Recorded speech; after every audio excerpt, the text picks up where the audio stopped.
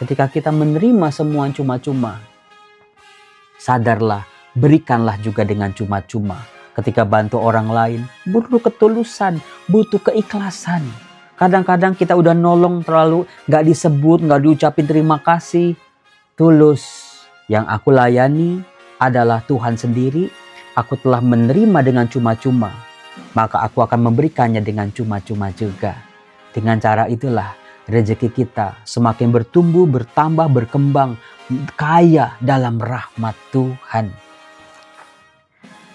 Salam damai sejahtera saudara-saudaraku yang terkasih, pencinta firman Tuhan. Berjumpa kembali dengan Bible Learning with Father Joseph. Saudara-saudaraku, bagaimana kabar Anda hari ini? Senang rasanya di hari Minggu saya masih boleh menyapa Anda kembali. Pencinta firman Tuhan yang luar biasa ini. Saudaraku, gimana kabar Anda? Udah makan belum?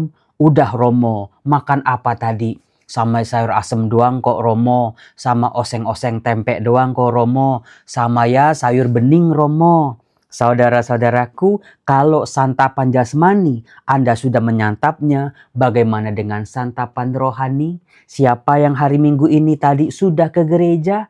Oke, itulah santapan jiwa buat kita. Mendengar firman Tuhan, menyambut komuni kudus, pergi ke gereja bersama seluruh keluarga. Romo, itu my dream Romo yang jadi kenyataan. Tadi di gereja Romo, saya bersyukur sejadi-jadinya Romo. Saya memuji Tuhan Romo karena doa-doa saya terkabul. Anak saya Romo diterima Romo di perguruan tinggi yang dia mauin Romo. Saya dapat pekerjaan Romo, saya dapat rezeki Romo, saya masih bisa menggandeng anak cucu saya Romo dalam keadaan sehat seperti ini. Itulah rahmat buat kehidupan masing-masing dari kita. Saudara-saudaraku, saya tuh kadang-kadang ya kalau baca firman Tuhan di hari Minggu, saya tuh sempat geleng-geleng, merinding-merinding disco. Kok bisa ya Tuhan berbicara dengan diri saya secara luar biasa melalui firman Tuhan yang dibacakan. Dan saya yakin firman Tuhan yang berbicara buat saya juga berbicara buat Anda. Khususnya Anda yang lagi capek, yang lagi lelah, yang lagi hilang arah, yang lagi bingung, yang lagi banyak banget bebannya. Kemana sih ini Romo hidup mau melangkah? Kok berat banget? Kok complicated banget Romo? Kok banyak banget masalahnya Romo? Saudara-saudara, kalau itu yang sedang Anda rasakan hari ini, firman Tuhan hari ini, khususnya bacaan pertama, itu memang untuk Anda. Jadi ketika saya mempersiapkan bacaan ini kemarin, saya tuh sampai merinding-merinding disco. Apalagi tadi pagi, kan hari ini Romo Anton Baur itu berulang tahun. Tiba-tiba aja dia colek saya tadi dalam perayaan Ekaristi, bro, khotbah bro. Waduh, mendadak begitu. Pas bacaan Injil saya disuruh khotbah. Untung malamnya sudah mempersiapkan firman Tuhan hari ini. Betapa bacaan-bacaan hari ini, bacaan pertama, bacaan Mazmur, bacaan kedua, bacaan Injil, itu nyambung banget. Apakah tadi dalam khotbah Romo-Romo di paroki Anda bisa melihat benang merah di setiap bacaan? Kalau belum, saya coba bantu buat Anda. Saya mau mulai dari Mazmurnya dulu, yang secara luar biasa ditampilkan Mazmur bab 100. Silakan Anda kalau rajin buka kitab suci Anda, baca Mazmur bab 100. Di situ pemazmur berkata begini, "Beribadahlah kepada Tuhan dengan sukacita, datanglah ke hadapannya dengan sorak-sorai. Ketahuilah bahwa Tuhanlah Allah, Dialah yang menjadikan kita ini umatnya, kawanan domba gembalaannya.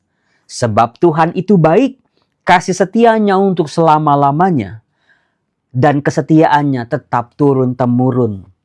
Ada satu kalimat saudara-saudara yang bisa menjadi titik berangkat kita, yaitu kesadaran si pemazmur bahwa hidupnya adalah berasal dari Tuhan, bahwa dirinya adalah milik Tuhan, bukan milik yang lain. Kalau kita ini milik Tuhan, saudara-saudara, kita pasti dijaga. Nggak perlu ragu lagi, nggak perlu bimbang, nggak perlu cemas lagi. Kita ini milik Tuhan.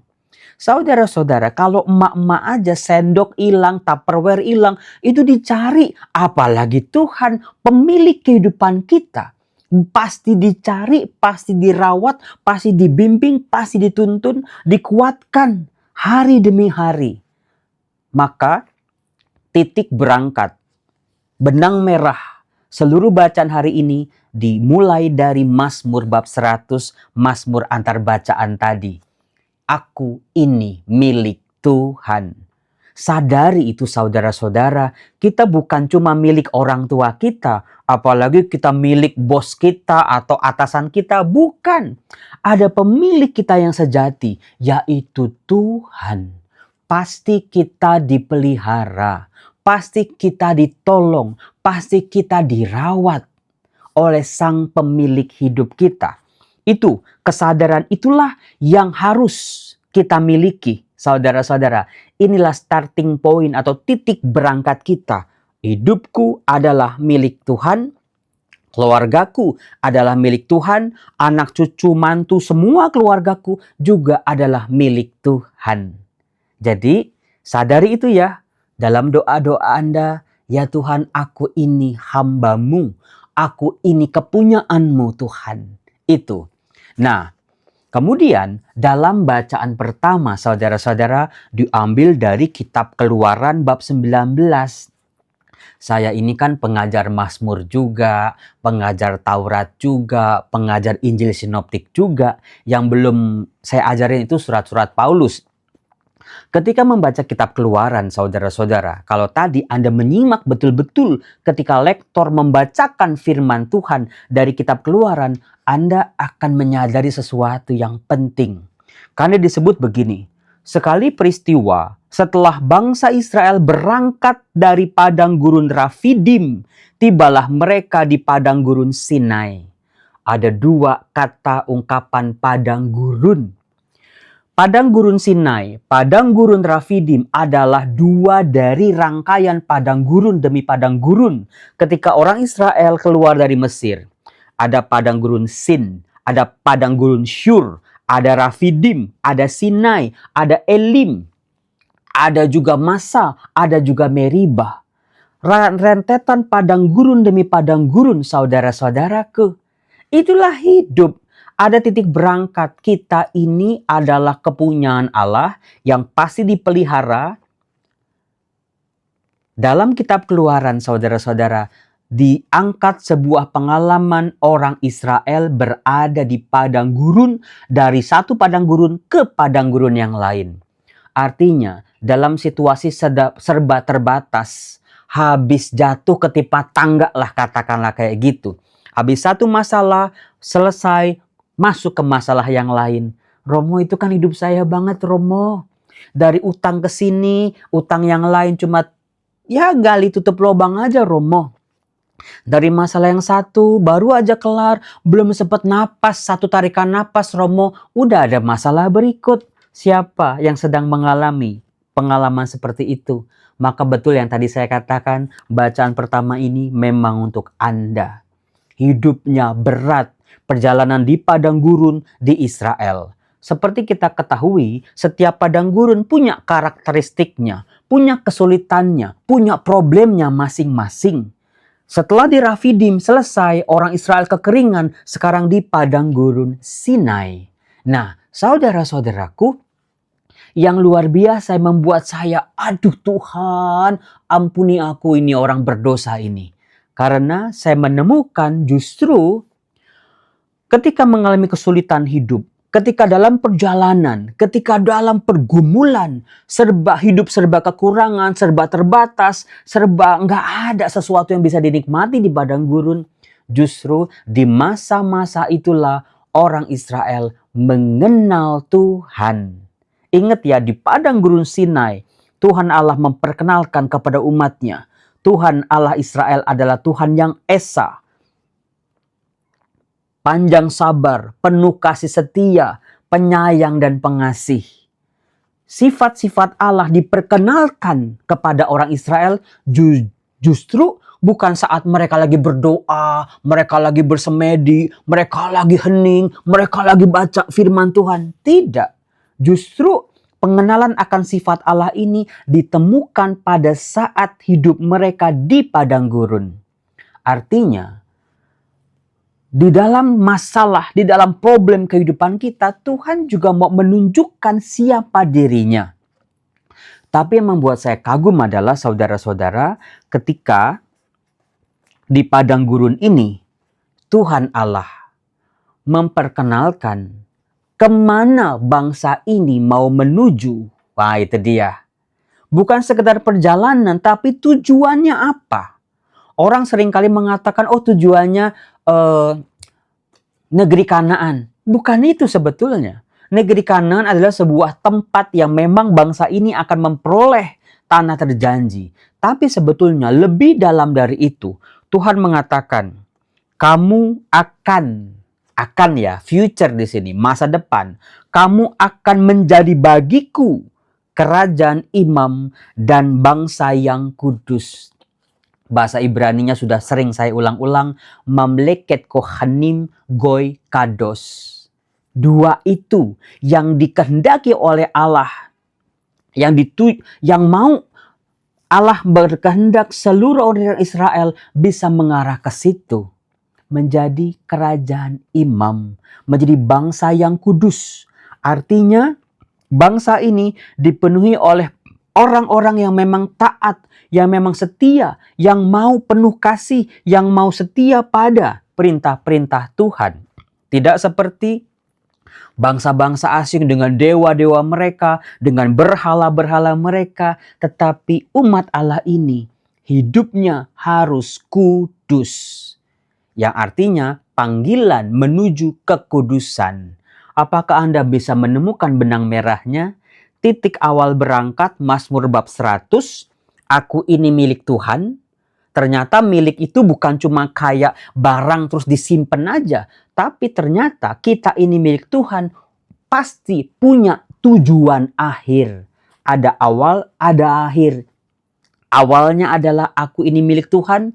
Akhirnya adalah tujuan akhir perjalanan kita menjadi kerajaan imam dan bangsa yang kudus. Ketika kita dibersihkan dari noda-noda dosa kita. Ketika kita betul-betul bisa melihat tujuan dan akhirnya kembali kepada Allah. Sang pemilik kehidupan kita. Ada awal, ada akhir, saudara-saudara. Tuhan manggil kita itu menjadi kudus. Menjadi umat miliknya, umat kesayangannya. Nah, saudara-saudara, kalau ada titik awal, ada titik akhir, problemnya seringkali yang terjadi adalah ini, masa transisinya Romo. Bagaimana dari titik awalnya sampai ke tujuan akhir. Tidak tersesat, tidak berbelok, tidak balik arah, tidak bingung sendiri. Nah, itulah saudara-saudara yang bisa kita temukan dalam bacaan kedua. Surat Rasul Paulus kepada jemaat di Roma bab 5 ayat 6 sampai 11. Bagaimana sangat kelihatan, sangat ditampakkan ketika kita dari titik berangkat kita menuju tujuan akhir, apa yang kita terima dari Tuhan. Sebuah penyertaan, sebuah tuntunan, sebuah kekuatan demi kekuatan. Karena dikatakan begini, waktu kita masih lemah, Kristus telah mati untuk kita, orang-orang durhaka, pada waktu yang ditentukan oleh Allah. Dikatakan Allah menunjukkan kasih-Nya kepada kita, oleh karena Kristus telah mati untuk kita, ketika kita masih berdosa. Saudara-saudara, ada penebusan Kristus yang membuat kita yang seringkali babak belur dalam perjalanan, yang kesulitan menemukan titik berangkat, apalagi titik akhir. Ada Kristus yang menemani, ada Kristus yang menunjukkan arah, ada Kristus yang menopang perjalanan kita, saudara-saudaraku, untuk bisa menyadari titik berangkat kita dan berjalan menuju titik akhir. Bagaimana Kristus mengampuni, bagaimana Tuhan Allah mengasihi kita, menebus kita dari segala dosa-dosa yang membuat anak-anaknya ini terpencar-pencar, yang membuat anak-anaknya ini hilang arah, yang membuat anak-anaknya ini lelah, lemah, letih, hancur dalam perjalanan. Boro-boro Romo sampai ke akhir tujuan Romo, baru seperempat perjalanan aja udah amburadul hidup saya Romo. Itulah makanya ada awal, ada akhir, dan bagaimana Kristus menemani kita dalam perjalanan. Kristus yang mendamaikan kita dengan Allah. Karena Kristuslah juru damai kita. Nah, kalau saya baca bacaan Injil saudara-saudara dari Matius bab 9 ayat 36 sampai terus bab 10 ayat 8, di situ tampaknya saya semakin tertampar-tampar karena Tuhan terima kasih. Karena apa? Tadi ya, ada titik awal, titik berangkat. Apa tadi? Aku milik Tuhan. Pasti dipelihara, pasti dijaga, pasti ditolong. Ada titik akhir. Tuhan mau aku hidup kudus. Tuhan mau aku menjadi miliknya tanpa noda. Nah, bagaimana dalam bacaan kedua, Kristus menjadi juru damai, petunjuk arah yang membawa aku bisa sampai ke tujuan. Tetapi kalau Anda baca bacaan Injil hari ini, Anda akan menemukan panggilan para rasul. Disebut 12 rasul Kristus bukan? Kemudian juga dikatakan sekali peristiwa ketika Yesus melihat orang banyak yang mengikutinya, tergeraklah hatinya oleh belas kasihan kepada mereka. Karena mereka lelah dan terlantar seperti domba yang tidak mempunyai gembala. Saudara-saudaraku, di sini kita disadari ya, dari titik awal kita ditemani bersama Kristus untuk sampai tujuan. Ternyata menjadi murid Kristus, kita tidak dipanggil untuk menjadi egois seorang diri. Mencari keselamatan diri kita sendiri saja. Tidak, justru panggilan para murid yang juga adalah panggilan kita, sebuah kesadaran sosial. Aku nggak bisa cuman berjuang sendirian saja mencari keselamatanku. Aku tidak bisa egois. Aku tidak bisa seperti kuda, kacamata kuda gitu ya. Aku nggak bisa sendirian. Bahkan nggak boleh sendirian. Karena dalam bacaan Injil, kita harus membuka wawasan kita. Ada sesama kita yang juga butuh pertolongan. Ada orang-orang di sekitar kita yang bisa juga menguatkan kita sebagai teman seperjalanan. Maka dari itu, para murid dipanggil dalam kebersamaan. Tidak cuma sendiri-sendiri, tapi kebersamaan kelompok 12 murid Yesus berjalan bersama-sama. Saudara-saudaraku, maka menjadi murid Tuhan gak pernah boleh menjadi egois. Mau menang sendiri, mau benar sendiri. Kita butuh orang lain kok. Demikian juga orang lain butuh kita juga. Para murid Kristus, 12-12-nya beda-beda semua. Tapi ketika bersama-sama, setiap keunikan itu betul-betul dibentuk dalam sebuah komunitas. Ada yang lemah, ada yang lelet, ada yang lambat, ada yang cepat, ada yang punya kekurangan, ada yang punya kelebihan. Saling melengkapi satu sama lain. Itulah gereja komunitas yang dibentuk berdasarkan iman pada Yesus Kristus. Gereja. Gak bisa cuman sendiri cari selamat sendiri. Saudara-saudara, ada gak sih orang yang bisa hidup sendiri di dunia ini? Kayaknya susah ya. Oh bisa dong Romo, saya punya duit. Ya memang duit itu Anda bisa makan, kan gak juga. Untuk bisa makan butuh juga petani, butuh juga pedagang, butuh juga tukang makanan, tukang sayur, butuh juga koki, butuh juga tukang kompor misalnya. Butuh juga itu orang-orang yang angkut gas ke rumah kita. Orang yang duitnya berlimpah-limpah gak bisa juga hidup sendirian. Duit gak bisa dimakan soalnya. Kita butuh orang lain, saudara-saudara. Itulah kesadaran para murid dipanggil untuk melihat, memperhatikan, merawat domba-domba yang tanpa gembala ini. Nah, bagaimana bacaan Injil hari ini ditutup dengan secara luar biasa. Panggilan kita ketika kita sadar titik berangkat kita ini milik Allah, berasal dari Allah, dipanggil untuk kembali kepada Allah dalam perjalanan, tidak sendirian, tapi dalam kebersamaan. Mudah-mudahan ketika kita merangkul orang lain, berjalan bersama teman-teman kita, entah keluarga kita, entah teman-teman sepelayanan, dikatakan kamu telah memperolehnya dengan cuma-cuma. Karena itu, berikanlah pula dengan cuma-cuma. Para murid diberi kuasa oleh Tuhan Yesus, diberi kekuatan oleh Tuhan Yesus untuk menyembuhkan orang sakit, membangkitkan orang mati, sembuhkanlah orang kusta, usirlah setan-setan. Karunia demi karunia diberikan oleh Tuhan pada kita. Tapi ingat, karunia itu tidak boleh untuk dinikmati sendiri saja. Berkat-berkat, rejeki-rejeki tidak boleh dinikmati seorang diri saja. Ketika kita menerima semua cuma-cuma, sadarlah, berikanlah juga dengan cuma-cuma. Ketika bantu orang lain, butuh ketulusan, butuh keikhlasan. Kadang-kadang kita udah nolong terlalu gak disebut, gak diucapin terima kasih. Tulus, yang aku layani adalah Tuhan sendiri. Aku telah menerima dengan cuma-cuma, maka aku akan memberikannya dengan cuma-cuma juga. Dengan cara itulah rezeki kita semakin bertumbuh, bertambah, berkembang, kaya dalam rahmat Tuhan. Saudara-saudara, selamat hari Minggu. Semoga Tuhan memberkati keluarga Anda semua. Bye-bye, Tuhan berkati.